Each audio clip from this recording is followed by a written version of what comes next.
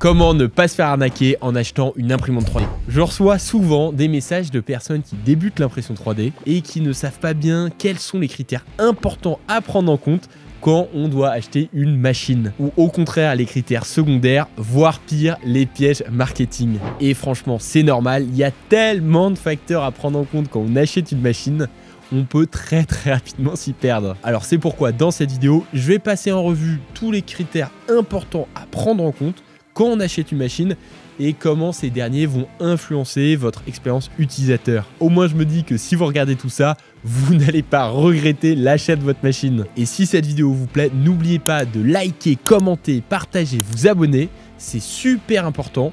Et si vous voulez continuer à nous soutenir dans notre travail, je vous rappelle qu'on propose des formations en individuel à l'impression 3D, la modélisation 3D, la gravure laser, la programmation, le drone. Bref, plein de nouvelles techno. À chaque fois, c'est des formations avec des experts qui sont reconnus et finançables par l'État. Je vous mets le lien en description si ça vous intéresse. Vous allez voir, vous allez adorer. Allez, c'est parti!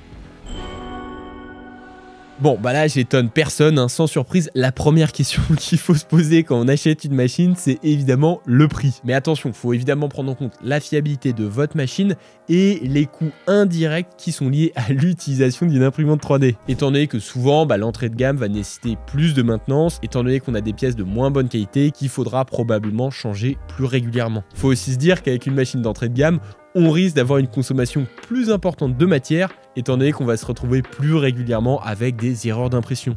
Donc bon, c'est pas très grave si vous utilisez du PLA d'entrée de gamme à 15-20 €, mais vous imaginez bien que si vous utilisez des matières plus quali et haut de gamme à 100 € le kilo, et que vous ratez une impression 3D sur deux, ça risque de faire très vite très cher. Après bon, faut pas déconner, aujourd'hui on n'est pas obligé de claquer un SMIC pour avoir une bonne machine. Vous pouvez aujourd'hui trouver de très bons modèles dès les 200-300 €. C'est notamment le cas de l'Under 3 VE-KE, le dernier modèle de la célèbre gamme des Under 3, ou encore la Elegoo Neptune 4 Pro, la machine sur laquelle on travaille durant nos formations.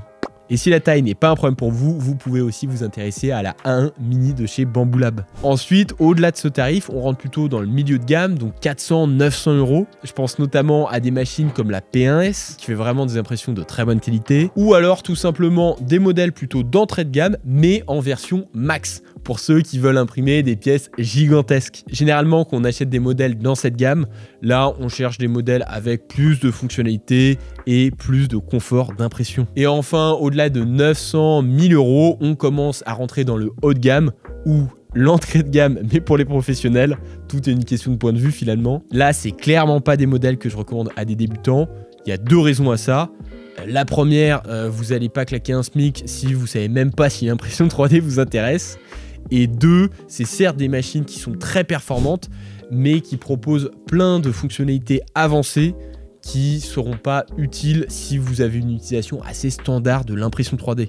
Là, dans cette catégorie de prix, on va retrouver des modèles comme la X1 Carbone, qui a à l'époque fait un carton en démocratisant l'impression 3D multicouleur. Vous pouvez retrouver des machines comme la Effelson S1, qui est extrêmement populaire pour ses impressions ultra rapides, ou encore la Creality K2 Max, qui est juste une machine énorme et qui propose plein de fonctionnalités. Là, depuis tout à l'heure, je parle uniquement des imprimantes 3D FDM, donc à dépôt de filaments. Et si jamais vous vous intéressez à l'impression 3D résine, l'entrée de gamme, là, pareil, se situe aux alentours des 200-300 €, avec de très bonnes machines comme la Mars 4 Ultra, une machine qui est quand même vachement performante vu son prix et qui va vous permettre cette fois-ci de réaliser des impressions extrêmement détaillées. Donc c'est super intéressant si vous voulez réaliser par exemple de la figurine. Après, dans le milieu de gamme résine 400-800 €, vous allez obtenir des machines comme la Anycubic Photon M7 qui va pas forcément offrir une qualité d'impression meilleure, mais surtout des tailles d'impression plus importantes. Parce que le gros défaut des imprimantes 3D résine, c'est généralement des tailles d'impression qui sont vraiment petites. Et en plus de la taille, on a aussi une protection qui est améliorée,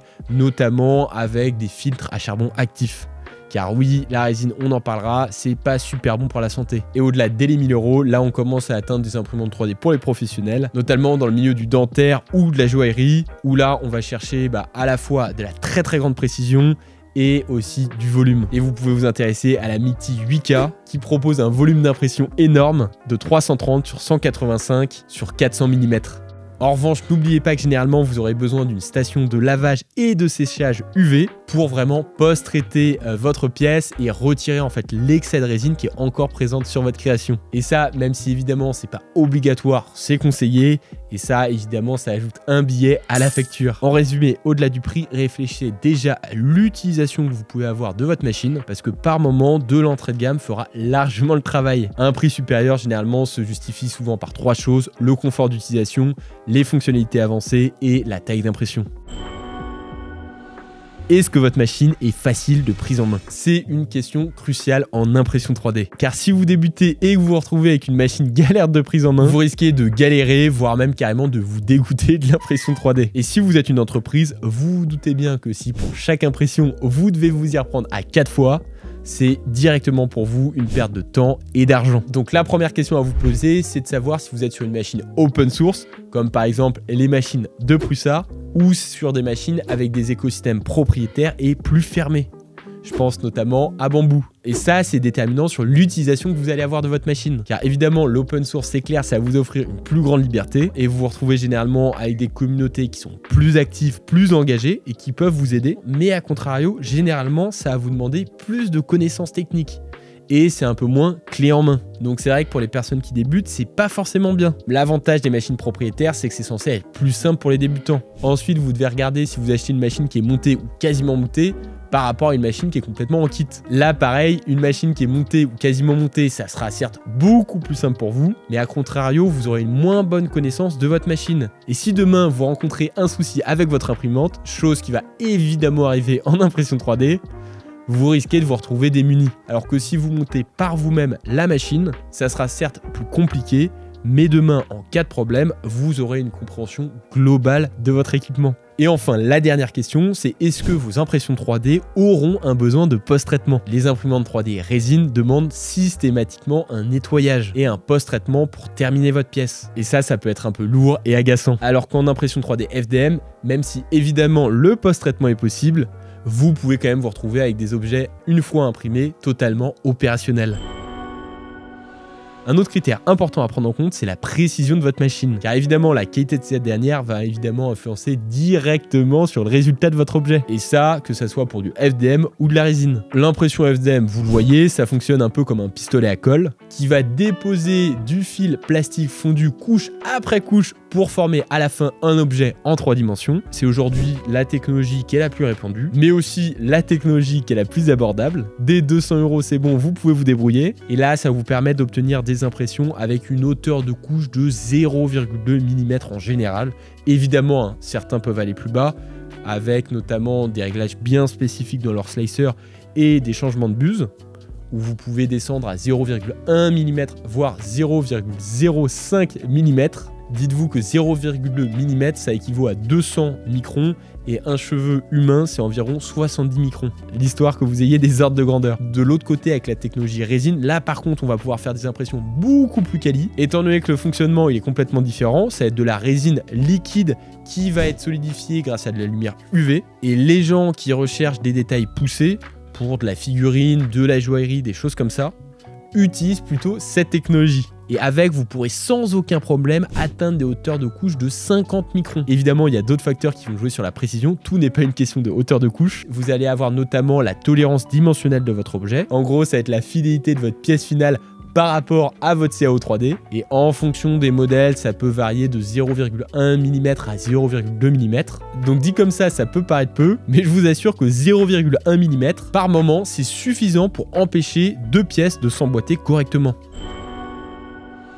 Si une imprimante vous permet d'imprimer beaucoup de matières différentes, alors sans surprise, vous serez beaucoup plus libre dans vos projets. Ici, le but, c'est pas que je vous fasse une liste de courses de toutes les matières possibles, mais dites-vous par exemple que si vous utilisez de l'ABS, là, vous allez pouvoir faire des objets qui sont plus résistants au choc. Si vous souhaitez fabriquer des pièces flexibles, alors dans ce cas-là, il faut avoir une machine qui est en capacité d'imprimer du TPU. Si vous voulez fabriquer des pièces très résistantes, faut que votre machine, elle soit en capacité d'imprimer du nylon, etc., etc. Mais le truc, c'est que chacune de ces matières a évidemment des paramètres d'impression spécifiques. Donc une réflexion super importante que vous devez avoir avant d'acheter votre machine, c'est quel type de matière je vais devoir imprimer. Vous regardez votre besoin Et ensuite, vous regardez les paramètres d'impression de la matière pour voir si cette dernière colle aux caractéristiques de votre machine. Le premier point, ça va être la température d'extrusion de votre matière. Ça signifie à quelle température votre matière va être déposée sur votre plateau. Par exemple, si votre machine ne dépasse pas les 230 degrés de température d'extrusion, alors vous n'allez pas pouvoir imprimer de l'ABS qui s'imprime à 250 degrés, mais ça sera OK pour du PLA qui s'imprime à 200 ou du PETG qui s'imprime à 220, 230. Ensuite, il faut regarder sur votre machine le plateau chauffant. Ça permet de garantir l'adhésion de votre première couche à votre plateau. Ici, encore une fois, regardez les caractéristiques de votre machine et regardez les caractéristiques nécessaires pour votre matière. Si votre plateau il monte jusqu'à maximum 60 degrés, alors c'est suffisant pour du PLA, mais insuffisant pour de l'ABS qui demande plutôt 90 degrés. Troisième facteur maintenant déterminant pour pouvoir imprimer une variété de matières, c'est est-ce que votre machine possède un caisson fermé et est-ce qu'elle possède une enceinte auto-chauffante. Là, ça va vous permettre de protéger votre zone d'impression et la pièce que vous imprimez des variations de température. Si vous imprimez des matières à basse température comme le PLA, là vous allez pouvoir vous contenter d'une imprimante ouverte. Si vous imprimez des matières à plus haute température comme l'ABS, alors là dans ce cas-là vous aurez besoin d'un caisson fermé. Si vous imprimez des matières encore plus chaudes comme par exemple du nylon, alors là c'est fortement recommandé d'utiliser des enceintes fermées mais aussi chauffantes. Et dernier point dans le choix de vos matières, mais bon maintenant ça devient la norme, il faut aussi regarder le système d'extrusion de votre machine. Il y en a deux, soit du direct drive, soit un système Bowden. Le direct drive, c'est quand votre moteur est directement sur la tête d'impression, alors que le Bowden, au contraire, les deux sont séparés. Disons que l'avantage du système Bowden, historiquement, c'est que c'était moins cher, mais vous aurez du mal à imprimer des matières flexibles, comme le TPU. Mais bon, aujourd'hui, quasiment toutes les machines sont en direct drive. La fameuse vitesse d'impression. Là, c'est sûrement l'argument commercial le plus utilisé par les fabricants. Et c'est le premier truc qu'on vous annonce quand on vous présente une nouvelle machine. Et franchement, quand on voit l'avancée technologique de ces dernières années, c'est vraiment un truc de malade ce qui se passe dans l'impression 3D. Malgré tout, il faut garder la tête froide et ne pas se faire avoir avec ce critère. Mieux vaut privilégier une impression de qualité plutôt qu'une impression rapide et pourrie. Je dirais que la vitesse d'impression standard pour des impressions 3D de qualité tourne autour des 200-250 mm/s. Mais évidemment, ça fait que augmenter. Désormais, les nouvelles imprimantes haute vitesse se vendent d'imprimer à plus de 500 mm/s, avec notamment la FLSUN S1 qui monte jusqu'à 1200 mm/s. C'est vraiment énorme. Dans les faits, quand on vous annonce une vitesse max, divisez-la par 2 et dites-vous que c'est pour de l'impression de PLA, qui est une matière simple d'impression, car certaines matières plus techniques, même avec une machine de qualité, ne pourra pas monter à haute vitesse, comme par exemple le nylon ou le TPU qui sont des matières assez capricieuses. Sachant qu'on parle en permanence de la vitesse max, il ne faut pas oublier l'accélération de votre machine, car en réalité votre imprimante est rarement à vitesse max sur une grande ligne droite, surtout si vous faites des pièces détaillées comme des figurines où en fait elle va faire que accélérer et décélérer. Donc je sais très bien que tout le monde veut la machine la plus rapide possible et tout ça a évidemment un prix. Et donc la question que vous devez vous poser, c'est est-ce que vous avez vraiment besoin d'une machine qui va extrêmement vite? Si vous êtes un professionnel, j'ai plutôt tendance à répondre que oui, étant donné que le temps c'est de l'argent, mais c'est vrai qu'en tant que particulier, vous avez peut-être le temps et ça sert peut-être pas à grand chose de claquer 300 € de plus pour aller juste un peu plus vite. Mais bon, ça évidemment c'est à vous de faire le choix, et c'est un peu par exemple la mentalité de Prusa qui cherche pas forcément à faire les machines les plus rapides possibles, mais plutôt à faire les machines les plus fiables possibles. Après la course à la vitesse, on a évidemment la course à la taille, étant donné qu'on veut tous la plus grande machine possible. Je dirais qu'aujourd'hui, le volume standard, c'est du 220 mm pour évidemment l'impression 3D FDM. Donc c'est l'équivalent d'une grosse boîte à chaussures. Dès que je parle avec des gens qui veulent se lancer dans l'impression 3D, ils me disent que c'est trop petit, qu'ils veulent une énorme machine. Dans les faits, je vous rassure, dans 95% de vos projets, ça sera largement suffisant. Et même si une fois ou deux dans l'année, vous devez faire une énorme impression, vous pouvez au pire couper votre pièce en plusieurs parties. Après, je comprends, c'est tentant d'avoir des grosses machines, mais ne vous laissez pas berner en vous disant que vous avez absolument besoin d'acheter une machine XXL. Ces machines-là sont évidemment plus chères et surtout, plus vous avez une grosse taille de plateau, plus vous avez de probabilité d'erreur, notamment le warping. Par contre, pour toutes les personnes qui ont été séduites dans cette vidéo sur la précision de l'impression résine, là, ici, vous risquez d'être déçu parce que le gros point noir de l'impression de résine, c'est justement ces tailles d'impression qui sont vraiment tout petites. Je dirais qu'aujourd'hui, le volume standard pour de l'impression résine, c'est du 192, 120, 200 mm. Donc c'est un peu le revers de la médaille pour cette technologie. Après, quand on fait de l'impression résine, on cherche avant tout de la qualité et non du volume. Bon, c'est vrai que là, c'est un peu la foire parce qu'avec l'évolution technologique des imprimantes 3D, on a en fait plein de fonctionnalités qui étaient réservées par le passé aux professionnels qui rentrent très rapidement dans le domaine des particuliers. Franchement, c'est génial et tout ça, ça nous permet d'augmenter grandement notre confort d'utilisation. Typiquement, le nivellement automatique du plateau, il y a encore quelques années, c'était réservé aux professionnels. Maintenant, toutes les machines modernes le possèdent. Ça, c'est grâce à tout un tas de capteurs intelligents qui va cartographier en fait votre plateau et compenser automatiquement les irrégularités. On peut aussi avoir du réétalonnage dynamique durant l'impression. Maintenant, très souvent, on a des détections automatiques de fin de filament. Grâce à ça, ça vous permet de stopper votre impression si vous n'avez plus de matière. Sur certains modèles, vous avez même des changements automatiques de bobine et on a de plus en plus de caméras de surveillance pour pouvoir surveiller en temps réel ces impressions. Car oui, désormais, on peut lancer à distance ces impressions. Bref, toutes ces petites options, elles sont super pratiques, surtout que là, avec le développement de l'intelligence artificielle, maintenant, c'est de plus en plus intégré dans les machines et elles vont pouvoir détecter en temps réel les erreurs qui se passent. Donc c'est vraiment ultra intéressant. Après, faut être honnête, si vous maîtrisez vraiment bien votre imprimante 3D et vos paramètres d'impression, vous êtes censé réussir des impressions 3D de qualité, même avec une Ontic Ender 3. Mais ne crachons pas dans la soupe, c'est quand même bien pratique.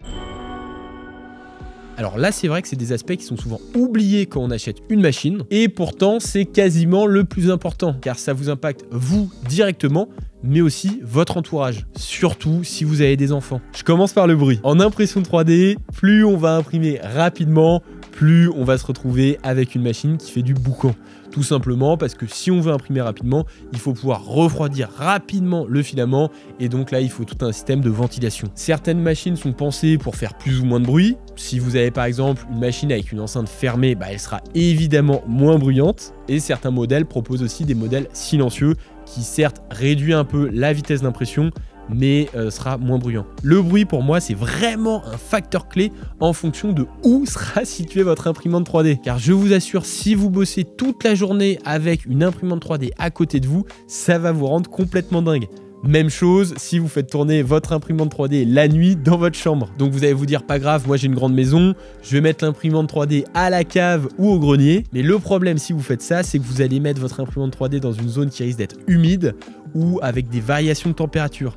Et ça peut engendrer des erreurs sur votre impression. Donc vraiment, pensez-y à deux fois. Est-ce que vous pouvez mettre votre imprimante dans un espace avec une température et une humidité contrôlée sans qu'elle vous casse les oreilles? Ensuite, on a aussi des enjeux de santé suivant la matière que vous allez imprimer. Là, toutes les technos sont pas équivalentes. Typiquement, la résine, ça a tendance à être très toxique. Faut éviter d'inhaler tout ça. De toute façon, si vous en avez déjà senti, vous savez que les vapeurs sont terribles. Donc, évitez d'utiliser une imprimante résine si vous êtes dans la pièce. Ou alors, assurez-vous que votre machine utilise un filtre à charbon actif. Même chose quand vous utilisez la machine. Faites attention que de la résine ne rentre pas en contact avec votre peau. Du côté de l'impression 3D FDM, même si ça a tendance à être beaucoup moins dangereux pour la santé, certaines matières peuvent émettre des microparticules durant l'impression. C'est notamment le cas pour l'ABS qui émet des microparticules qui peuvent être cancérigènes. Regardez donc si votre machine est équipée de filtres, si vous pouvez ajouter un système de filtration supplémentaire, et si tout ça n'est pas possible, alors tournez-vous vers des matières moins dangereuses, comme par exemple le PLA. Bon, ce point-là, c'est évidemment du bon sens et je pense que si vous regardez cette vidéo aujourd'hui, vous le faites déjà. Mais c'est important de regarder les tests et les avis des utilisateurs. Car certes, sur le papier, on peut avoir des caractéristiques qui sont impressionnantes, mais dans les faits, se retrouver avec une machine plutôt moyenne, voire carrément nulle. Même chose, faut faire attention de ne pas juger une machine trop rapidement. Parce que quand une machine va sortir, potentiellement elle possède encore des bugs et ces derniers ne sont pas fixés. Donc avec les retours de la communauté, la machine va s'améliorer. Nous, par le passé, c'est vrai qu'on a jugé un peu sévèrement certaines machines, alors que par la suite, il y a eu beaucoup de mises à jour. Donc méfions-nous quand même des petits défauts de jeunesse. Si vous voulez des retours honnêtes et 100% transparents, vous pouvez regarder notre chaîne YouTube. Nous, on essaye de faire pas mal de vidéos et on n'accepte aucune collaboration commerciale avec les marques. Ce qui fait que si la machine est nulle, on peut le dire. Regardez aussi la notoriété de la marque et la communauté. Typiquement, des marques comme Prusa ou Bamboo possèdent aujourd'hui de très grosses communautés. Et ça, l'intérêt, c'est que si vous avez une galère, il y a sûrement quelqu'un qui a déjà eu la même chose et vous avez la réponse sur Internet. Et vous retrouverez aussi plus facilement des tips et des conseils sur votre machine. Et enfin, renseignez-vous aussi sur la qualité du SAV, car certains constructeurs sont connus pour leur excellent support technique et la grande disponibilité de pièces détachées. Et ça, c'est vrai que c'est important parce que l'impression 3D, ça reste quand même une techno complexe et c'est pas rare, malheureusement, de devoir changer des pièces. Donc si vous achetez une machine au fin fond de la Chine et que personne vous répond, c'est relou. Voilà, désormais vous avez toutes les armes en main pour pouvoir faire un achat éclairé. Si néanmoins vous avez encore des doutes, des questions, n'hésitez pas à me poser vos questions en commentaire. J'essaierai de vous répondre du mieux que possible. Et si vous voulez vous perfectionner ou vous former à l'impression 3D, la modélisation, la gravure laser, la programmation, le pilotage de drone, je vous rappelle qu'on forme en individuel ou en petits groupes à ces technologies. À chaque fois, c'est des formations qui sont reconnues par l'État, finançables et certifiantes. Donc si ça vous intéresse, allez faire un tour sur les liens en description. Et nous, ça nous aide grandement à développer la nouvelle école.